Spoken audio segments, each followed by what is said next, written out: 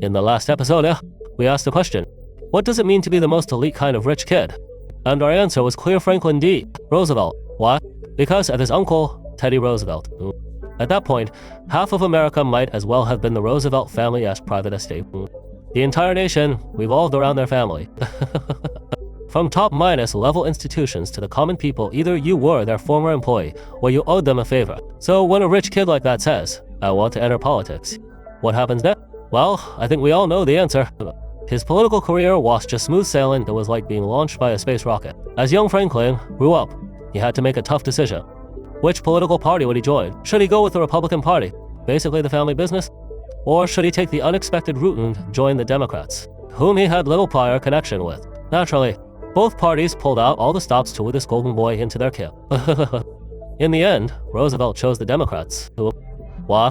Three main reasons. First, the Democratic Party saw massive strategic value in recruiting Roosevelt.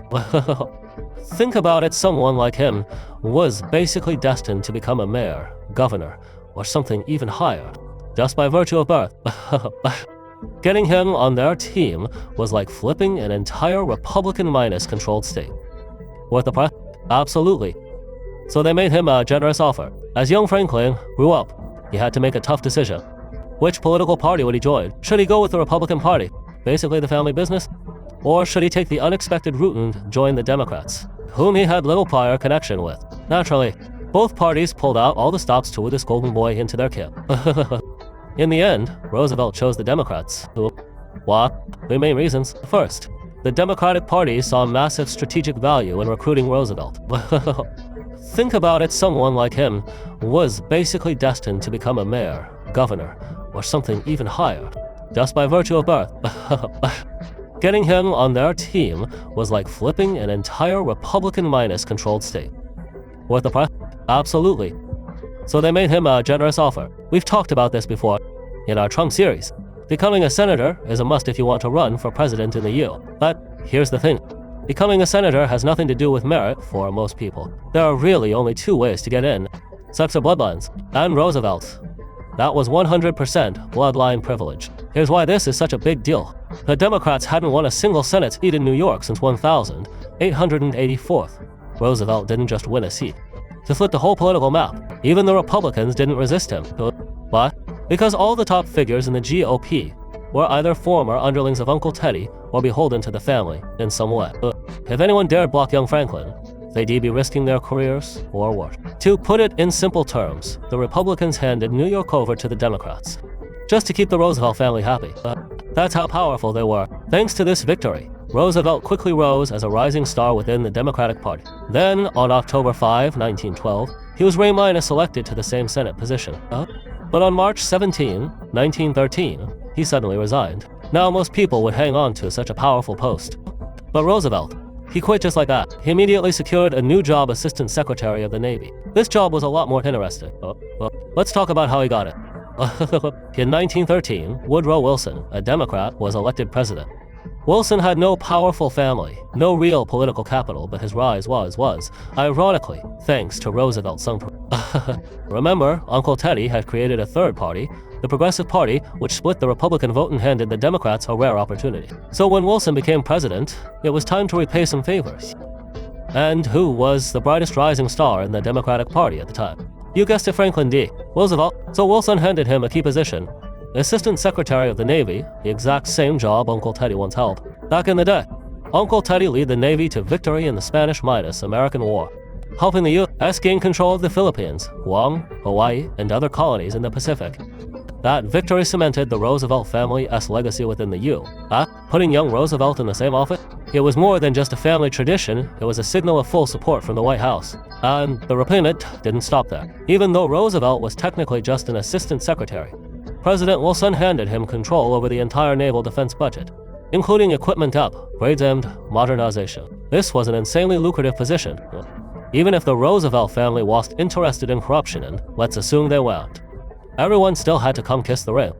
Like that famous quote from Ming Dynasty 1566 says, there are only a few palaces in the empire, but people still have to eat, so who gets the bigger slice? Roosevelt, with his uncle's reputation and budget control in hand, quickly became the real boss inside the Navy. His allies and loyalists spread across the department. But here's the thing. Roosevelt didn't get cocky. He used his authority and funding to immediately start expanding the Navy. In 1916, he pushed through the Naval Act, launching a 5-year shipbuilding plan aimed at making the U.S. Navy strong enough to rival the British Royal Navy by 1924. The plan? Build 10 battleships, 15 cruisers, and 50 destroyers. He also established the Naval Reserve Force, which handled all the gray area asks that the regular military didn't openly do.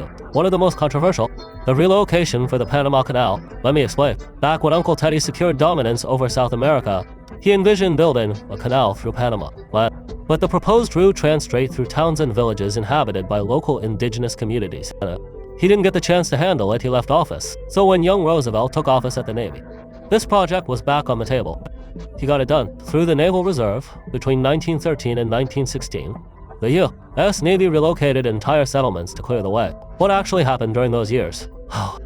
Well, you can imagine. Let's just say those towns didn't exactly volunteer. In the end, the locals were convinced to leave.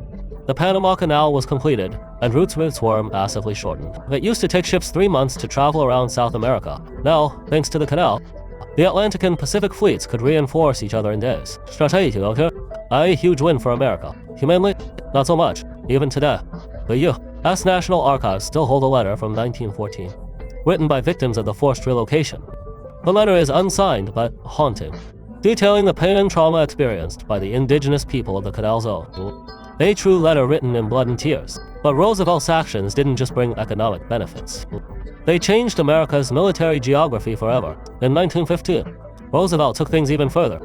He leveraged his growing influence to rewrite Haiti's constitution, forcing the country to commit to paying taxes to the United States. Just like that, South America became America's backyard, not in name, but in practice from a national interest perspective. Roosevelt was a hero. Cold-blooded, sure, but effective. By 1918, as World War erupted, Roosevelt was once again chosen like his uncle before him to oversee military demobilization, veteran benefits, and reintegration programs. Another sweet gig. Using this role, he elevated countless allies and showered military veterans with generous retirement payouts. His political network grew even deeper. By the time the 1920 presidential election came around, Roosevelt was ready. He stepped down as Assistant Secretary of the Navy and announced his candidacy as Vice President. And guess what campaign strategy he used? He proudly told the American people about how he had heroically handled the Panama situation, presenting it not as a scandal, but as a military triumph. That narrative won him massive support and helped secure countless votes for the Democrat. So, what happened next? That's a story for the next episode. In Mr. History. And this is my personal Dewey and account.